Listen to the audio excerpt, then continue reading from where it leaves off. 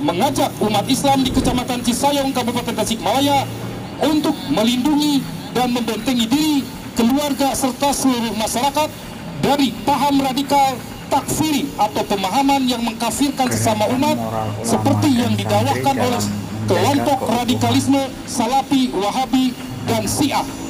Assalamualaikum warahmatullahi wabarakatuh, sahabat cerita sekitar. Kita dengarkan, kita saksikan, kita reaksi yuk sebuah video, yaitu penjelasan tentang pimpinan pondok pesantren yang di demo oleh masyarakat Cisayong ya. Oke sahabat, saya ingatkan kembali jangan lupa like dan subscribe-nya. Terus dukung channel ini agar channel ini terus berkembang ya. Dan saya tidak malas untuk mengupload video-video terbaru. Oke sahabat, sama-sama yuk kita ikuti videonya, kita dengarkan bagaimana penjelasannya. Dan ini dia videonya.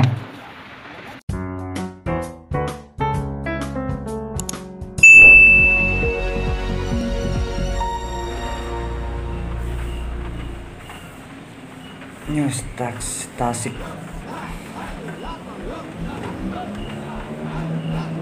Ulama dan santri demo tolak pembangunan pesantren. Kok bisa ya?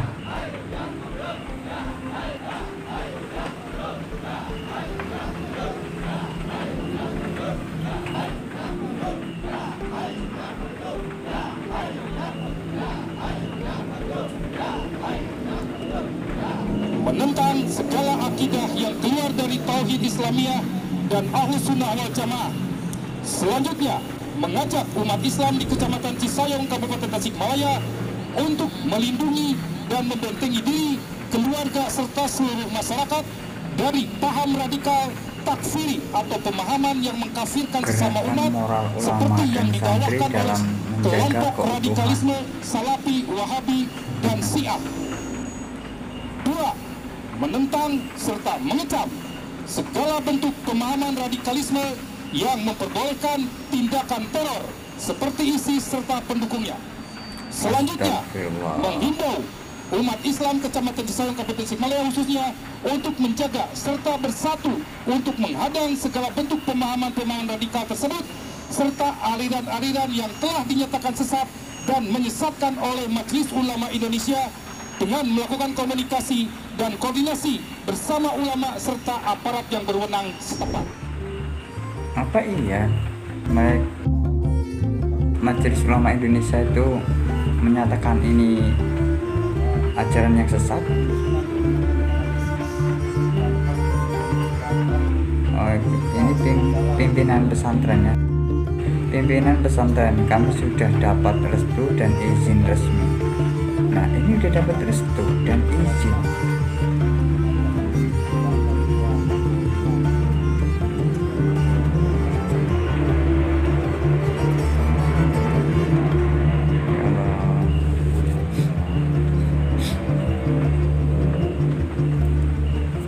Tidak ada polemik, yang ada itu adalah miskomunikasi di antara beberapa orang berkaitan dengan keberadaan kami dengan rencana pembangunan pondok pesantren Ihya Sunnah 2 di Cisayong, yang tentunya kita mengawali kegiatan ini di tahun 2019 dengan melakukan terlebih dahulu adanya sosialisasi kepada masyarakat sebelum kami melakukan transaksi pembelian lahan yang ada pada saat itu.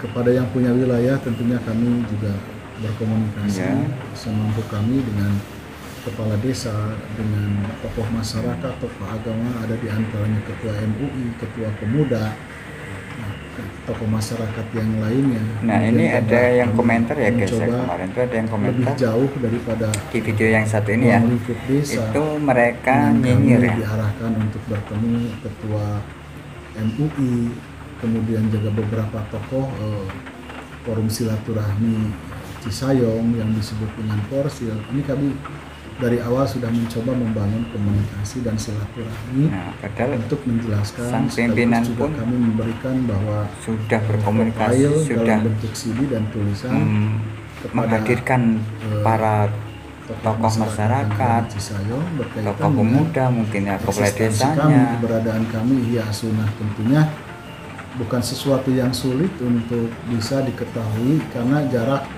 antara kami yang berada di lingkungan di sini dengan Cisayong itu kan tidak jauh, kemudian secara hubungan emosional masih kota Tasikmalaya, bukan perbatasan. Jadi saya yakin dan percaya masyarakat Cisayong mengenal kami, apalagi banyak juga di antara peserta didik kami ada yang beberapa anak yatim yang kami jadikan anak asuh kami. Masya Allah. Belajar di sini, kemudian kami berikan. Nah, kemudian juga banyak juga yang normal seperti biasanya masuk ini melalui prosedur, kemudian juga melakukan pembayaran biaya bulanan dan lain sebagainya. Itu kan terjadi ya dari mulai peserta didik SMP dan SMA itu ada. Sebetulnya dari tahun 2019 ini kami sudah menempuh sosialisasi, kemudian diarahkan, kemudian kami tempuh dalam waktu yang panjang seiring sejalan sambil melakukan pembebasan tanah dan pendekatan ke masyarakat. Alhamdulillah kami mendapatkan respon yang positif di lingkungan Sukaharja ini. Sampai katakan Ustadz, Desa Sukaharja kami berharap dan ingin punya keinginan kalau Ustadz hadir di sana. Coba dengar lagi. Keberadaan kami desa ini bakal lebih semarak, lebih maju lagi, karena akan dikenal oleh halayak ramai, bukan hanya luang lingkup Tasikmalaya, tapi luang lingkup Indonesia dengan hadirnya peserta didik dari luar daerah. Karena pangsa pasar kita ini kemungkinan besar bukan dari lingkungan yang dekat, dari lingkungan yang jauh seperti biasanya.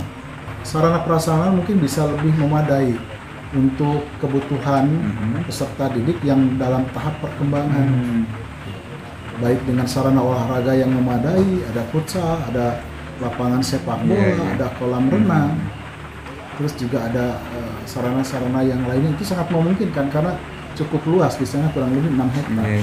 Secara prinsip ini sudah kami sosialisasikan, kami sudah mendapatkan restu dari para sesepuh yang ada di sana. Kemudian juga kepada pemerintah kami tempuh sehingga terbit di tahun 2020-2021 terbit semua perizinan itu sudah terbit, hasil kajian fatwa tentang fatwa lokasi dan lain sebagainya semuanya sudah terbit dan sudah finish. Pemahaman radikal, pemahaman yang tidak dibenarkan di negara kesatuan Indonesia ini. Mungkin semuanya juga sudah memahami, bukan hanya orientasi eksistensi kita, keberadaan kita, bagaimana kita membangun kolaborasi. Salah satunya kita termasuk berkontribusi aktif untuk mencegah akan hal-hal tersebut. Juga untuk meluruskan tentang pemahaman-pemahaman yang menyimpang, yang mengatasnamakan agama. Betul. Jadi ketika kami dituduh seperti itu kan satu hal yang cukup lucu dan kami tanda tanya. Karena ketika misalnya andaikan itu betul tuduhan semacam itu, mungkin sekian 20 tahun yang lalu penegak hukum ya sudah bertindak kepada kami. Iya. Tetapi kami alhamdulillah sering dijadikan narasumber, baik dengan kegiatan di BNPT, kegiatan di Densus 88, kami sering sharing dan lain sebagainya, apalagi dengan aparat pemerintahan yang ada di lingkungan Tasikmalaya Kota dan Kabupaten, baik dengan Polres, dengan Kodim, dengan kejaksaan, kemudian juga dengan pemerintah. Kita kan sangat intens gitu kan. Ini realitas yang ada, mungkin para wartawan juga sangat memahami ruang lingkup kerjanya ada di kota dan kabupaten. Sangat paham keberadaan kami, apalagi kan semua juga sering meliput baik kegiatan harian, kegiatan ketika bulan Ramadan, kegiatan Lebaran Idul Adha dan lain sebagainya diliput kan.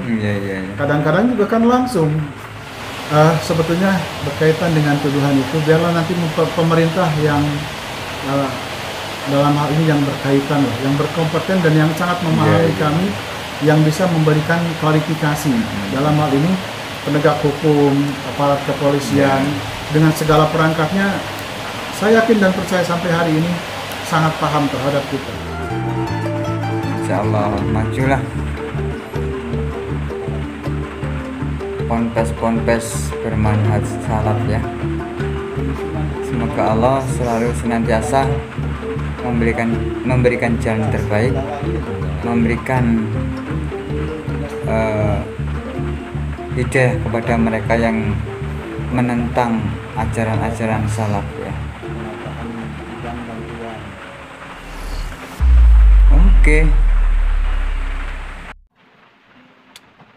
Sangat miris ya. Padahal di sini tadi sang pimpinan pondok pesantren sudah menjelaskan antara lain dia sebelum membangun pondok pesantren tersebut, sang ustadz atau sang pimpinan pondok pesantren tersebut telah berkoordinasi atau telah mengikut sertakan para sesepuh, terus para pemuka agama di sana, terus Majelis Ulama Indonesia pun yang di daerah situ ikut dalam pembangunan pesantren tersebut. Tapi kenapa mereka atau warga sekitar ya tidak mau adanya pondok pesantren tersebut, yang katanya pondok tersebut mereka itu berpaham radikal ya, yang selalu memecah belah persatuan umat ya. Itu kata mereka, dan di sini saya pun sangat miris ya, sangat miris kenapa ini bisa terjadi padahal mereka itu sudah memberikan izin. Para ustadz salaf ini pun selalu dijadikan atau dimintai pendapat oleh lembaga hukum ya, kayak kepolisian, terus Brimob, dan mungkin masih banyak lagi lah ya, banyak lagi yang lainnya. Jadi sahabat, saya ingatkan kembali kepada sahabat semua, yuk kita belajar terus agama kita. Jangan lupa like dan subscribe-nya untuk selalu mendukung channel ini. Dan saya ucapkan terima kasih yang sudah mendukung channel ini. Dan yang belum subscribe, monggo di subscribe. Semoga bermanfaat ya. Dan saya akhiri, assalamualaikum warahmatullahi wabarakatuh.